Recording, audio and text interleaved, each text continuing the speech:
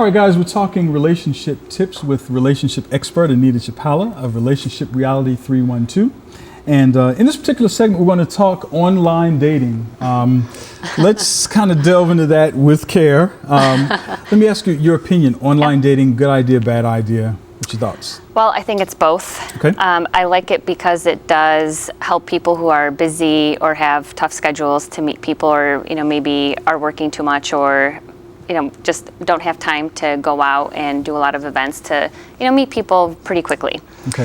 What I don't like about it is that people think that there's like a never-ending supply of singles, and so kind of like what we talked about last time, where people think there's someone better, that they're like, oh well, this didn't work out, X, and then let me see who else is out there. And so that actually makes people less happy with their choice when they think that they have so many options. Okay. All right. Let me ask you this: there are online dating sites and destinations, and then there's just what's called social media and business networking sites. Some people kind of blur those lines, and people will join LinkedIn and look for dates, and they'll join other types of sites that are not intended for that. Personally, I don't think this is a good idea. Can you find love on LinkedIn, or is that an ideal place? Not ideal, but I mean, it's a good idea. Let's say I'm on LinkedIn and I meet someone who has similar interest in business, and we become acquainted, we talk. Is it a good idea to pursue a relationship there, or is that inappropriate? I mean, I think it really depends, because I had one guy on LinkedIn, he just sent me a hi, and he included a rose emoji. Right, so my thought, is that inappropriate? Well, he also had a shirtless LinkedIn pic for his profile pic. That was a little creepy, okay? But I think if you establish safety, or you can even, like let's say you meet someone at a business event and then you add them on LinkedIn, hey, do you want to go out for coffee? It could be with the intention of just getting to know this person without necessarily already making it be a date. Okay. Because then you could get to know them and see, are they single? Would they be interested? Was there, chemistry over like a business lunch, so to speak? And then you could see like, hey, I really had a good time. Would you actually want to go out on a date? And then you could clarify. Okay. All right. Okay. So we're going to talk online dating. Let's talk some tips. Let's talk about the profile. Let's talk about the presence. Yes. How do we present ourselves as online daters? Yeah, it is so important, because really people only have like a one shot to give a first impression on an online profile. And the other thing is that when you're online dating, the little information that you get from these profiles are actually of greater significance, because you have so little to work with. Okay. And so photos are probably the biggest things that I check every one of my clients' profiles just to see, and I'm always asking them to put either more photos.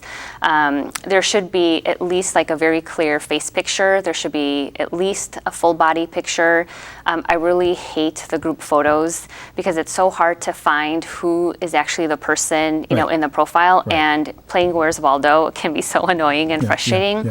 And I just think like having a really good quality, like the bathroom selfies and the car seat selfies. With the dirty towels on the rack. There's no need for those. Like, go get a friend and just take some pictures, outside or next time you're out. I know it might not be comfortable for guys to do, but you have to do it to get some attraction or attention on an online profile. Clearly, it's not a good idea to embellish, beyond what's realistic, in your profile. But is it acceptable to sort of sell yourself strategically? I think it depends on how much of a stretch in your honesty it is. So for example, I had a client who lived 2 miles away from the city limits, and he would get rejected because women would say, I only date guys from the city. I don't date in the suburbs. So we kind of talked about it, and should he put Chicago? So he put Chicago in his criteria or his profile, but then somewhere in his profile he said, I only live 2 miles from the city. So but if you are 50 pounds heavier, or you're putting up pictures that are, even 5 years older. I was thinking 5. I mean, I would say those are not a good idea, because I've had, like, I'm out there dating, and I've had guys tell me like their stories about, women that they've gone on dates with that looked nothing like the profile, or were so different than their profile. They never get a second date. So it's like, what's the point of lying? And I think people make it's a bigger deal than just, being dishonest, because then you wonder, well, is that who you really are? Correct. Am I ever going to be able to trust you? And then so from the get-go, you're kind of on the defensive because you don't know if you could trust this person. All right, you touched on it a little bit earlier, but let's kind of enlarge it a little bit. What is the best way then to make the first move? You see someone, their Facebook profile or whatever the site is, what is the best way to make the first move? I think just having, and both men and women can initiate, because I know some women are waiting for the guy to initiate a message, but I think both sexes have to do it. And something just very, like a short message, just something, that indicates that you read the profile, and then, if you're interested, or check out my profile if you're interested, let me know.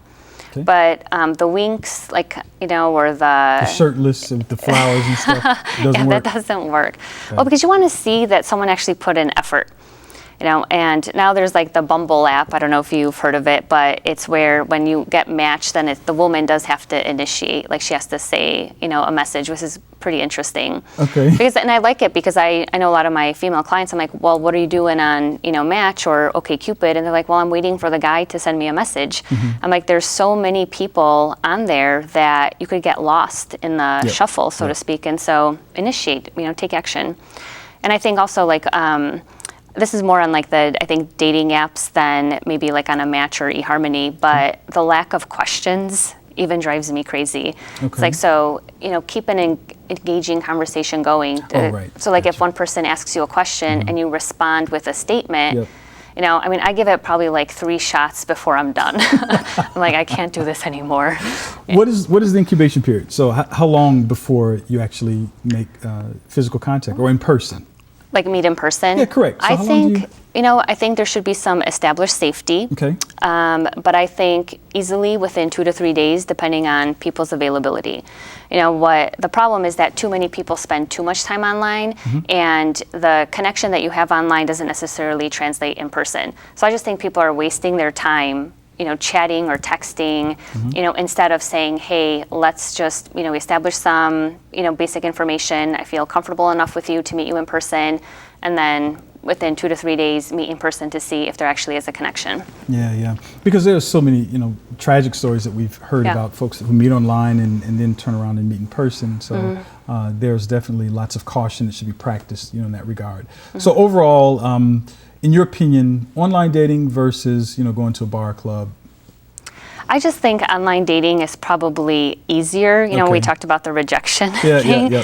Because like my clients, and I do think women expect men to be more of the initiators, but it's like begging them to let a guy know that they're interested, because I think in person a guy would be a little bit hesitant maybe to approach a woman because of that fear of rejection.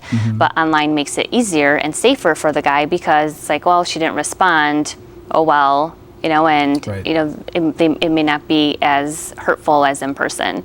But I'm a huge advocate of both. And I think that women have to stop thinking that just because a guy approaches, it means that, that he's ready to ask her out on a date, when really he could just be nice and have a conversation. Correct.